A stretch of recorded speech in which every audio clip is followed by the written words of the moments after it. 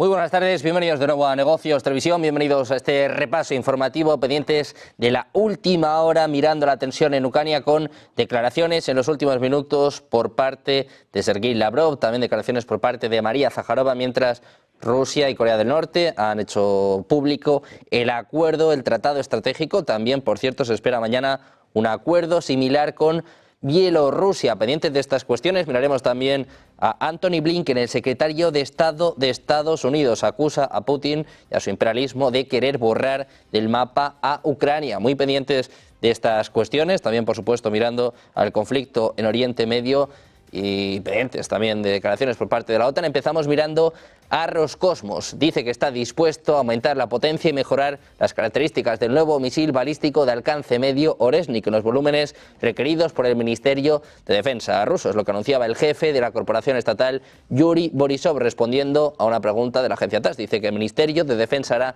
todo lo que sea necesario. Es lo que apuntaba en respuesta a una pregunta sobre si hay planes para aumentar la potencia y mejorar las características del complejo Oresnik. Mientras tanto, en Ucrania hay conmoción. Noviembre ha sido el peor mes de la guerra para Ucrania en 2 años. En 4 semanas ha perdido más de 1.200 kilómetros cuadrados, aproximadamente la extensión de la ciudad de Nueva York, que es lo que apunta el Instituto para el Estudio de la Guerra. En 2023, para que se hagan una idea, perdió 2.233 kilómetros cuadrados y en los primeros 11 meses de 2024 perdió 2.656, casi la mitad de ellos en noviembre. Es lo que destaca el periodista Felipe Sahagún, experto en política internacional, en su resumen diario de prensa extranjera. Los expertos consultados por el diario señalan, para consuelo de Kiev, que la mayor parte del territorio perdido es rural y de escaso valor estratégico u operativo. Las fuerzas rusas aún, dicen, no han conquistado grandes ciudades y han ocupado últimamente pocos enclaves decisivos de carretera o ferrocarril. Los reveses de Ucrania y la impaciencia de Trump por acabar con la guerra, según advierte el Economist en su portada de esta semana, parecen anunciar un cambio dramático inminente, pero la gran preocupación es que imponga un acuerdo desastroso a Ucrania. También miramos al secretario de Estado de Estados Unidos, Antony Blinken, ha acusado este jueves al presidente ruso Vladimir Putin de tener un proyecto imperialista para borrar a Ucrania del mapa. Ha denunciado la escalada de la guerra que supone el uso de tropas de Corea del Norte. Durante su discurso en el Consejo Ministerial de la Organización para la Seguridad y la Cooperación en Europa, en Malta, Blinken ha recordado que ya en 2008 Putin aseguró que Ucrania no era un Estado y que 6 años más tarde se produjo la anexión ilegal de la península ucraniana de Crimea. El jefe de la diplomacia estadounidense coincidió en el plenario de esta reunión que concluye mañana con el ministro de Exteriores de Rusia, Sergei Lavrov. Es la primera vez que Lavrov pone el pie en un país de la Unión Europea desde el inicio del conflicto. También miramos a Joe Biden, a la promesa del presidente electo Donald Trump de deportar a millones de inmigrantes y restringir drásticamente el programa de asilo de Estados Unidos, que va a recibir ayuda de una fuente inesperada, precisamente del presidente Joe Biden, el hombre cuyo historial de inmigración ha sido criticado por Trump en su camino de regreso a la Casa Blanca, después de que una cantidad sin precedentes de solicitantes de asilo intentaran ingresar a Estados Unidos por la frontera sur. En la segunda mitad de 2023, Biden amplió este año el uso del poder ejecutivo para restringir el acceso al asilo. Su administración también convenció a más países para que aceptaran a los deportados y en los últimos meses ha buscado ampliar la capacidad de detención de inmigrantes según registros de contratación federal. Dicen que la administración Biden ha allanado el camino para esto, es lo que apunta Lisa Cook, directora legal del Centro Nacional de Justicia para Inmigrantes. Dice que han servido a los solicitantes de asilo en bandeja de plata. También miramos Oriente Medio y es que Israel ha entregado a Hamas una nueva propuesta para un acuerdo de alto el fuego en la Franja de Gaza y la liberación de los rehenes. Es lo que apunta este jueves el medio Axios con referencia a los funcionarios israelíes al tanto de este asunto. Se señala que si bien el nuevo planteamiento israelí no es significativamente diferente del que se entregó en agosto, Israel espera que tanto el asesinato del líder de Hamas, Yahya Sinwar, a mediados de octubre, como la presión del presidente electo de Estados Unidos, Donald Trump, puedan brindar una oportunidad para reanudar las negociaciones. De acuerdo con las fuentes del medio, Israel se muestra dispuesto a negociar un alto el fuego que duraría entre 42 y 60 días, en comparación con la sugerencia anterior que preveía un término de 42 días.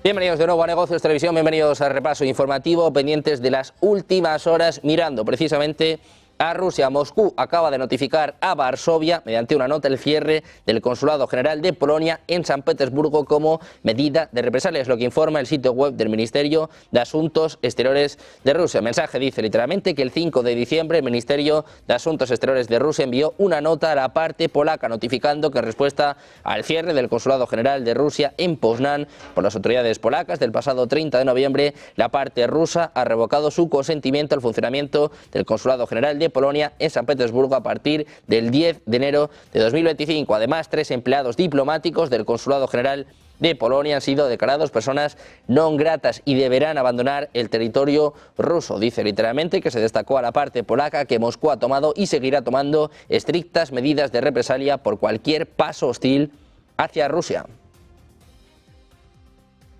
Seguimos mirando a últimas horas, en este caso miramos a Reino Unido. Al jefe de las Fuerzas Armadas británicas acaba de advertir que el mundo se encuentra al borde de una tercera era nuclear, definida por múltiples desafíos simultáneos y salvaguardias debilitadas que mantuvieron a raya amenazas anteriores. El almirante Tony Radakin, jefe del Estado Mayor de la Defensa, ha dicho que Gran Bretaña necesita reconocer la gravedad de las amenazas que enfrenta, incluso si solo hay una opción remota de que Rusia lance un ataque nuclear directo contra Reino Unido o sus aliados de la OTAN. Dice que mientras que la Guerra Fría envió dos superpotencias contenidas por la disuasión nuclear y las últimas 3 décadas se caracterizaron por esfuerzos internacionales para restringir la propagación de armas nucleares, la era actual es totalmente más compleja, es lo que apunta en un discurso en el Instituto Real de Servicios Unidos. Decía literalmente: estamos al amanecer de una tercera era nuclear. Está definida por múltiples y concurrentes dilemas, la proliferación de tecnologías nucleares y disruptivas y la casi total ausencia de las arquitecturas de seguridad que existían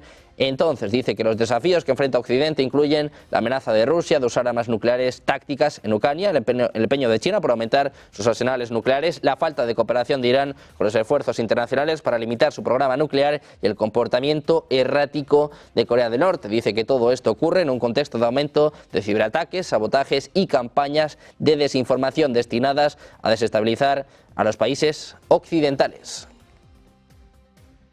Precisamente miramos a Rusia y a Corea del Norte. El gobierno ruso ha publicado este jueves el acuerdo con Corea del Norte, que los líderes de ambos países, tanto Putin como Kim Jong-un, firmaron en junio y entró en vigor el 4 de diciembre. El documento revela que los dos países acordaron fortalecer la coordinación en sus actividades en plataformas internacionales como las Naciones Unidas, sus capacidades de defensa, la asociación estratégica y la cooperación en el espacio. También acordaron trabajar juntos para establecer un sistema global multipolar. Además, ambos países acordaron ayudarse mutuamente en caso de que uno de ellos sea atacado y no firmar ningún acuerdo con terceros países si eso perjudica los intereses del otro.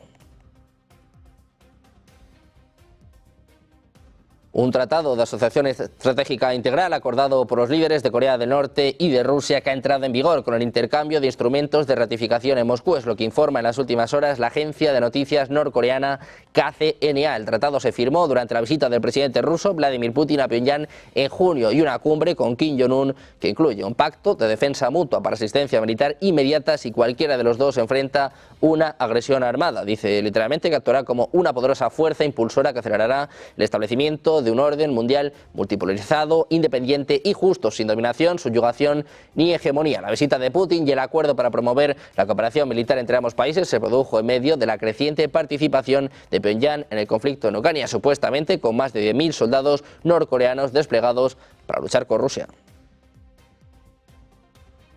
Precisamente el presidente ruso Vladimir Putin ha emitido este jueves una orden oficial instruyendo al gobierno a firmar el acuerdo de garantía de seguridad acordado con Bielorrusia. Según el comunicado, el documento fue elaborado en cooperación con diferentes organismos gubernamentales y fue propuesto para su ratificación por el ministro de Asuntos Exteriores de Rusia. Se destaca que el acuerdo se realizó en el marco de la Unión de Estados para fortalecer la cooperación militar entre ambos países y formar un espacio de defensa único. La orden se produjo el mismo día en que Rusia publicó los detalles de su acuerdo de seguridad con Corea del Norte, que entró en vigor el 4 de diciembre.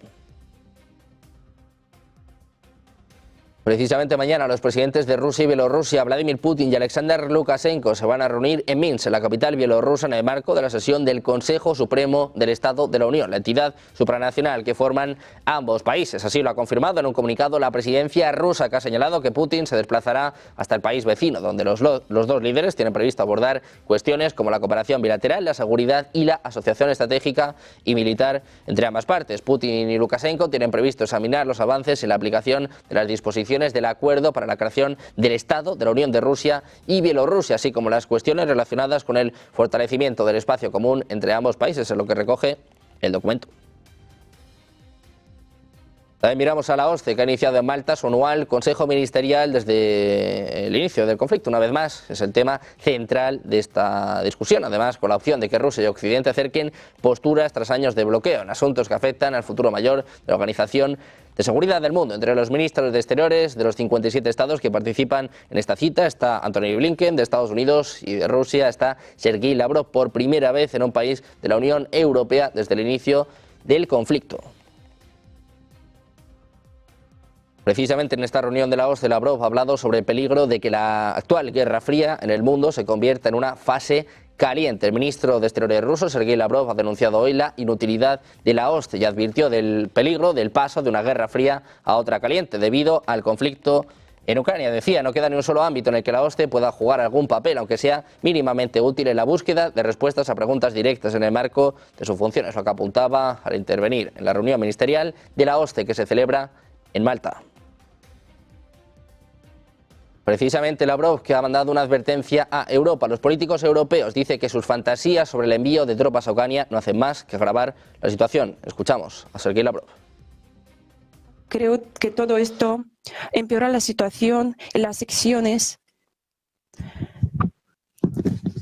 y también hubo declaraciones de Putin al respecto y los hizo en reiteradas ocasiones. Precisamente mirando a Rusia, Roscosmos está dispuesto a aumentar la potencia y mejorar las características del nuevo misil balístico de alcance medio Oresnik en los volúmenes requeridos por el Ministerio de Defensa ruso. Así lo anunciaba el jefe de la corporación estatal, Yuri Borisov, respondiendo a una pregunta de TASS. Dice que el Ministerio de Defensa hará todo lo que sea necesario. Es lo que apuntaba en respuesta a una pregunta sobre si hay planes para aumentar la potencia y mejorar las características del complejo Oresnik.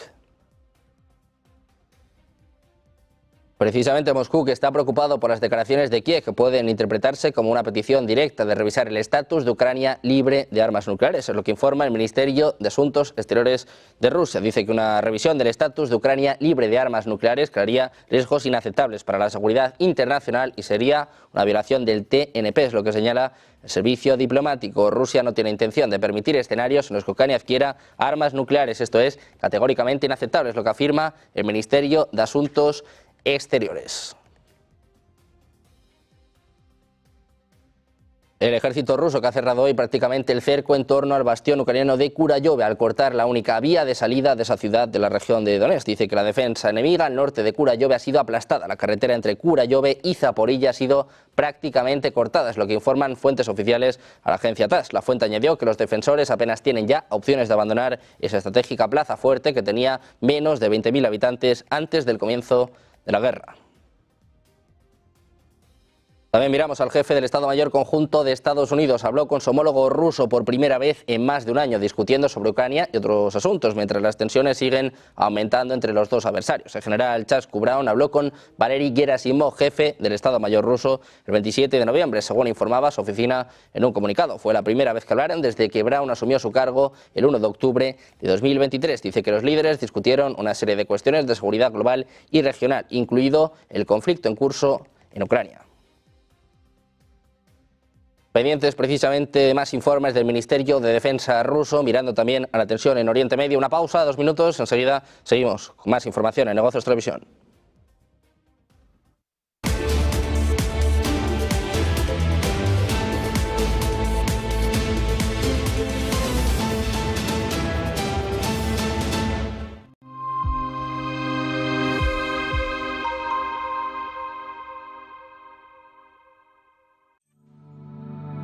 Silver Gold Patrimonio nace en 2018 con el objetivo de innovar en el mercado de los metales preciosos de inversión, ofreciendo nuevas alternativas para que cualquier persona, familia o empresa pueda entrar en el fantástico mundo de los metales de inversión de forma sencilla y acompañada por consultores expertos en el sector. Silver Gold Patrimonio quiere avanzar contigo. Mudarte de ciudad es un gran cambio y alquilar tu casa puede parecer arriesgado.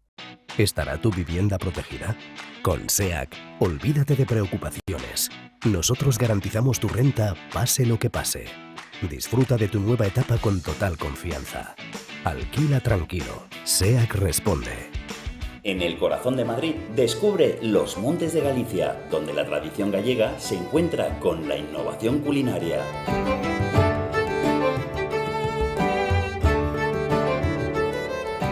Saborea nuestros mariscos frescos, carnes jugosas y postres caseros.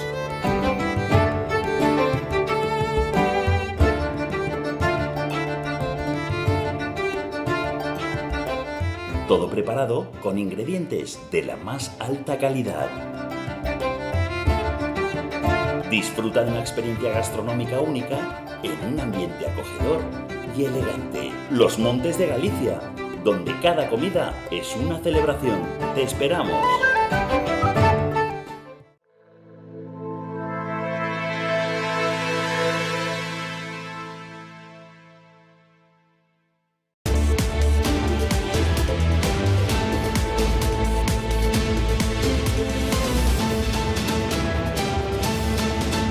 Seguimos en Negocios Televisión, miramos a declaraciones del Ministerio de Defensa de Rusia. Ha anunciado que este 27 de noviembre, por iniciativa de la parte rusa, el jefe del Estado Mayor General de las Fuerzas Armadas de la Federación de Rusia, el general Valery Gerasimov, mantuvo una conversación telefónica con el jefe del Estado Mayor Conjunto de las Fuerzas Armadas de los Estados Unidos, el general Charles Brown. Durante la conversación, la parte estadounidense fue informada sobre los ejercicios que se están realizando en la parte oriental del mar Mediterráneo por parte de los grupos de las fuerzas de la Armada y las fuerzas aeroespaciales de Rusia, con la realización de prácticas de tiro y lanzamiento de misiles de alta precisión. Esta información se facilitó para prevenir posibles incidentes relacionados con la presencia de buques estadounidenses y de la OTAN cerca de la zona donde se están realizando los ejercicios rusos.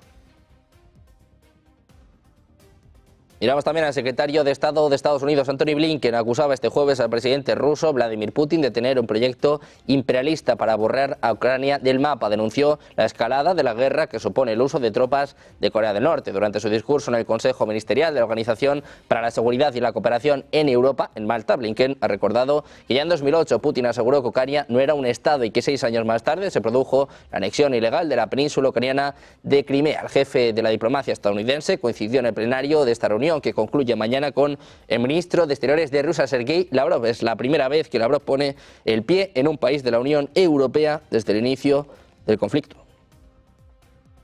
Miramos también a Ucrania. Andrei Yermak, el jefe de la oficina de Volodymyr Zelensky, se ha reunido este miércoles en Washington con representantes del presidente electo de Estados Unidos, Donald Trump. Es lo que reporta Reuters con referencia a personas familiarizadas con el asunto. Por la parte estadounidense asistieron al encuentro el elegido por Trump para asesor de seguridad nacional de la Casa Blanca, Mike Waltz, y su enviado a Ucrania, Keith Kellogg. Es lo que detalla un informante de Wall Street Journal. Detalla que Kellogg ha manifestado su apoyo a los esfuerzos de la administración Biden por suministrar armas a Ucrania, pero el equipo de Trump ha mostrado poco interés en ofrecer a Kiev la adhesión a la OTAN, que Zelensky dijo que considera una garantía de seguridad vital. Según el diario, Yermak también se reunió con la próxima jefa de gabinete de la Casa Blanca, Susie Wiles.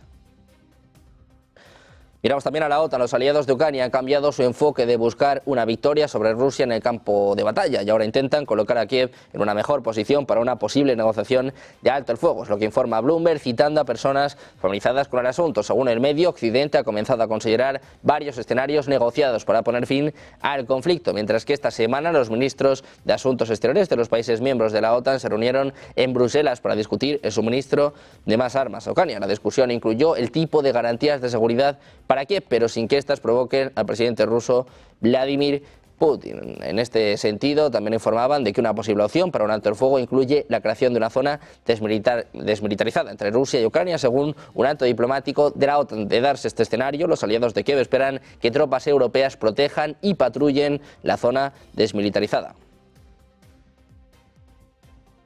Mirando a Ucrania, les contamos que noviembre ha sido el peor mes de la guerra en los últimos 2 años. Para Ucrania, claro, en 4 semanas ha perdido más de 1.200 kilómetros cuadrados, aproximadamente la extensión de la ciudad de Nueva York. Según el Institute for the Study of War, el 2023 ha perdido 2.233 kilómetros cuadrados y en los primeros 11 meses de 2024 perdió 2.656, casi la mitad de ellos en noviembre. Es lo que destaca el periodista Felipe Sagún, experto en política internacional, en su resumen diario de prensa extranjera. Los expertos consultados por el diario señalan, para consuelo de Kiev, que la mayor parte del territorio perdido es rural y de escaso valor estratégico u operativo. Las fuerzas rusas, dice, aún han conquistado grandes ciudades y han ocupado últimamente pocos enclaves decisivos de carretera o ferrocarril. Estos reveses de Ucrania y la impaciencia de Trump por acabar con la guerra, según advierte The Economist en su portada de esta semana, parecen anunciar un cambio dramático inminente, pero la gran preocupación es que imponga un acuerdo desastroso para Ucrania.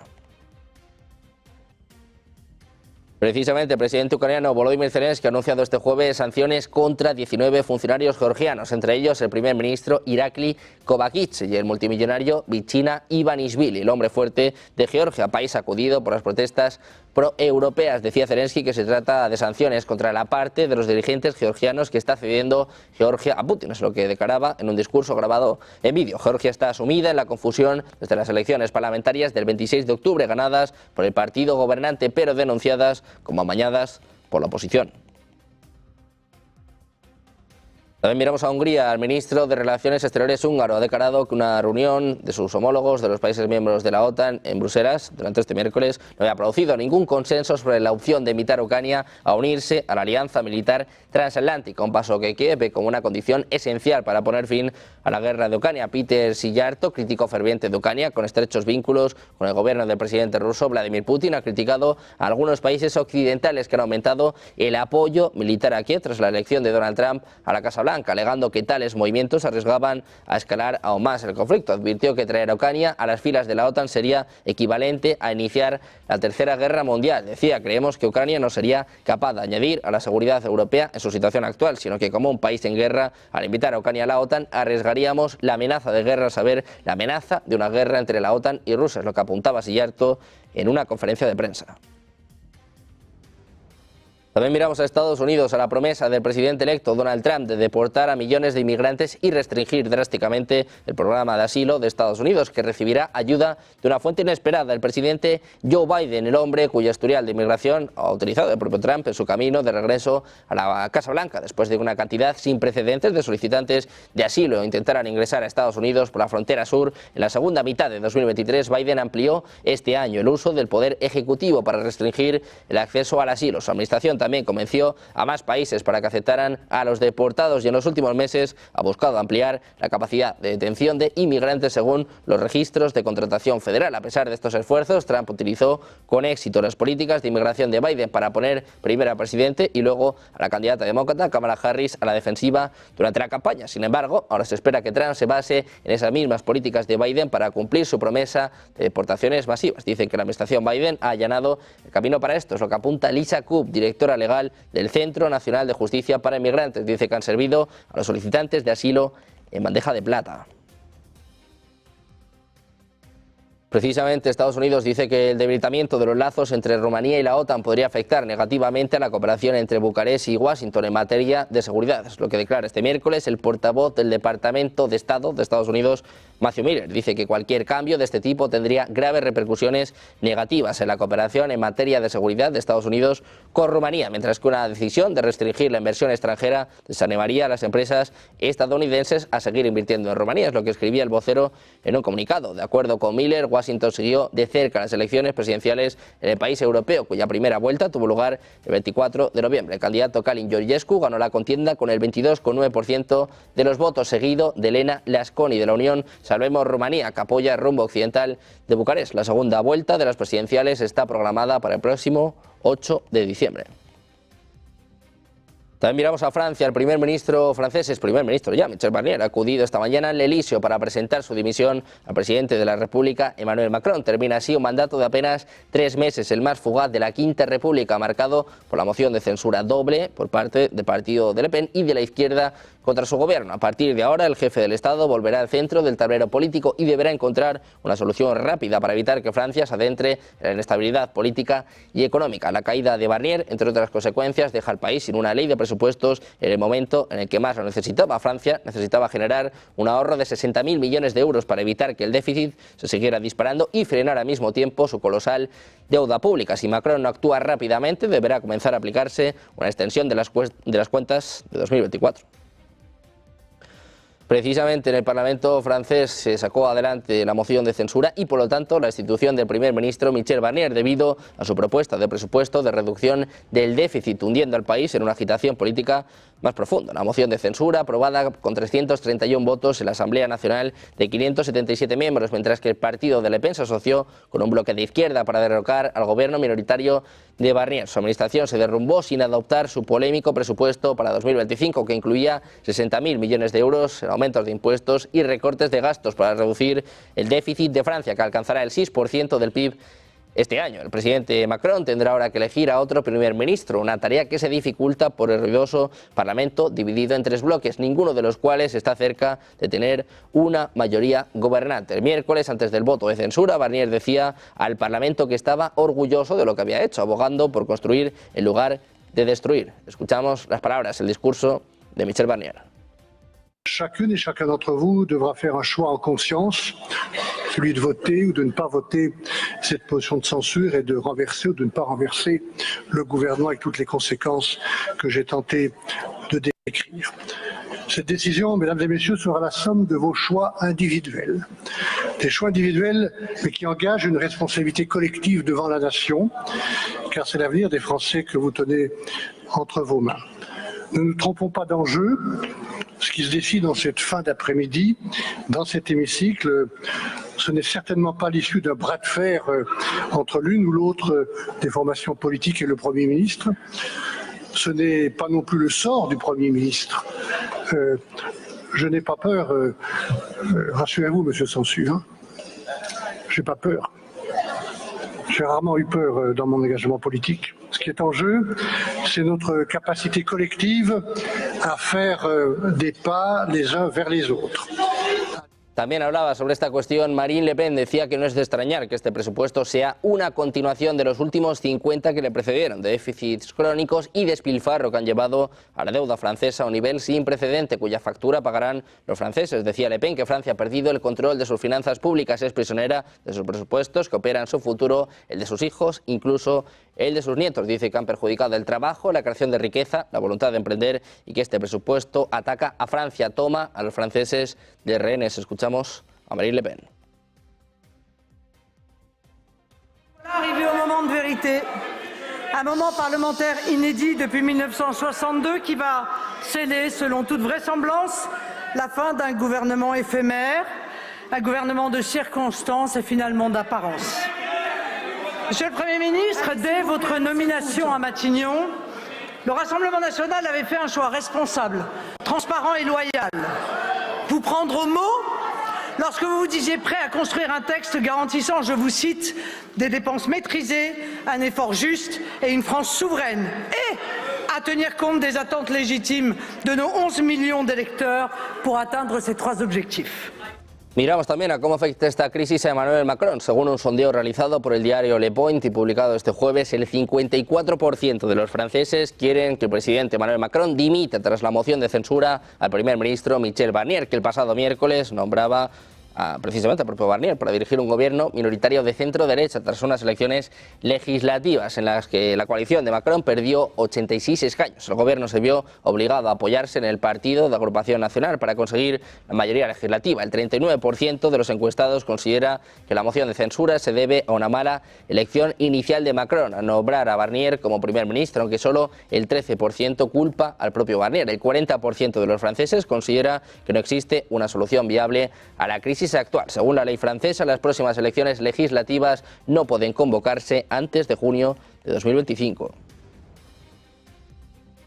Precisamente tras este colapso del gobierno de Barnier no dejan de sumarse las peticiones de Macron para que renuncie, pero su mandato finaliza en 2027 y no se le puede destituir. Aún así, la prolongada debacle política le ha dejado en una posición empequeñecida. El presidente Macron se va a dirigir a la nación este jueves por la noche en un discurso televisado. Se espera, además, que hasta el próximo mes de julio no se puedan volver a celebrar elecciones presidenciales. Entre los mensajes y opciones posibles, la primera habla de nombrar a un primer ministro del estilo de Barnier, es decir, centrista, moderado, que pudiera buscar un compromiso con Le Pen y la agrupación nacional. De hecho, Barnier ya había otorgado algunas concesiones por valor de 10.000 millones de euros. La segunda opción sería nombrar a un primer ministro del partido de Le Pen o de la alianza izquierdista Nuevo Frente Popular, que incluya a la Francia insumisa de Jean-Luc Mélenchon, lo que dejaría la reducción del déficit en un segundo plano. Por último, la opción descartada hasta ahora por Macron ante la imposibilidad de encontrar un primer ministro capaz de negociar un compromiso sobre el presupuesto podría ser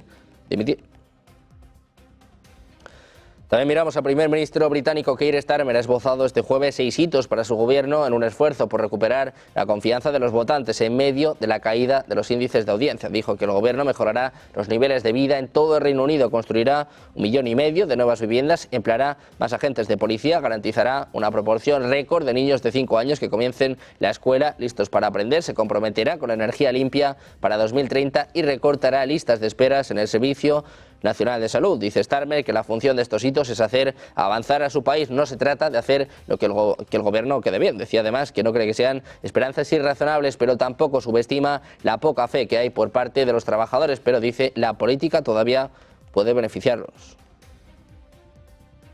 También pendientes de Corea del Sur, donde la oposición quiere votar este sábado la destitución del presidente Yoon tras su fallido intento de imponer la ley marcial, un movimiento que desencadenaba a las 6 horas de mayor inestabilidad del país. Ayer se formulaba la petición de moción de censura, mientras el ministro de Defensa presentaba su dimisión, después de haber sido apuntado como responsable de aconsejar esta medida. Pedía disculpas tras el escenario de inseguridad. La declaración de ley marcial que Yoon hacía el martes por la noche pretendía prohibir la actividad política y censurar a los medios de comunicación en la cuarta mayor economía de Asia y un aliado clave de Estados Unidos. Desató indignación en las calles y preocupación entre sus aliados internacionales. El partido gobernante del Poder Popular de Yoon está dividido por la crisis, pero según recoge Reuters, se opondría al impeachment cuando quedan 2 años del mandato de 5 años del propio Yoon.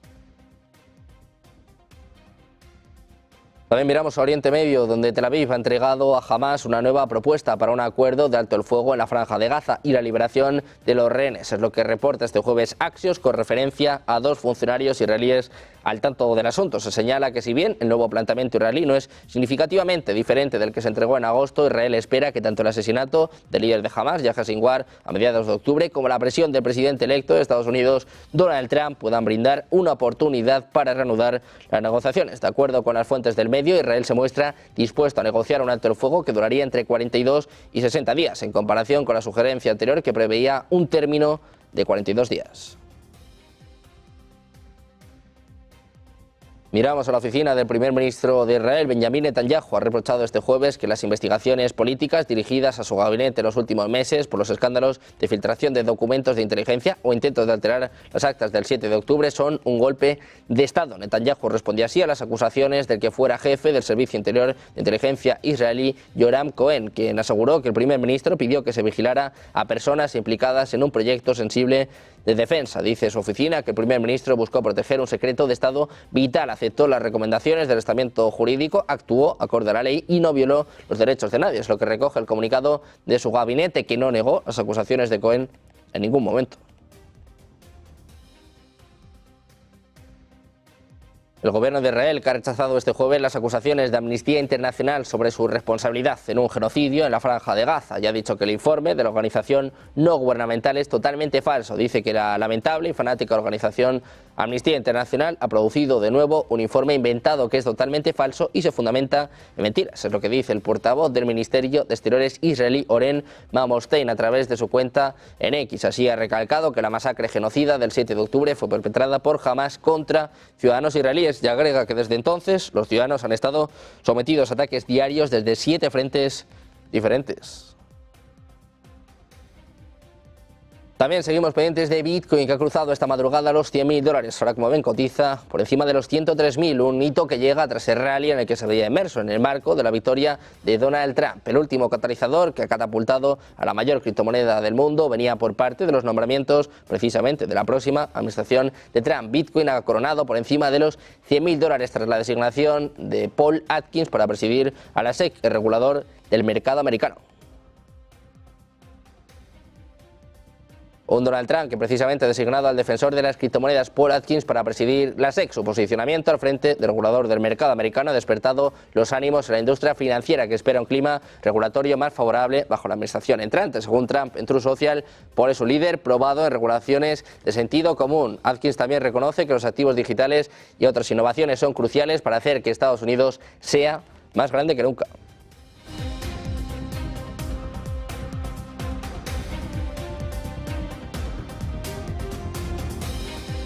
Precisamente hablaba sobre Bitcoin el presidente ruso Vladimir Putin. Se metía de lleno en el análisis de mercado cripto al mismo tiempo que denunciaba las amenazas de Trump a los BRICS. Decía, acusaba a Estados Unidos de usar el dólar para explotar otras economías del mundo en su propio beneficio. Advertía que pase lo que pase con la moneda fiat, Bitcoin y otras herramientas se van a desarrollar. Decía, se hacía la pregunta, ¿quién puede prohibir a Bitcoin? Nadie. Escuchamos a Vladimir Putin. Bitcoin, ¿quién puede запретить? Никто. А использование других электронных средств расчета кто может запретить? Никто, потому что это новые технологии.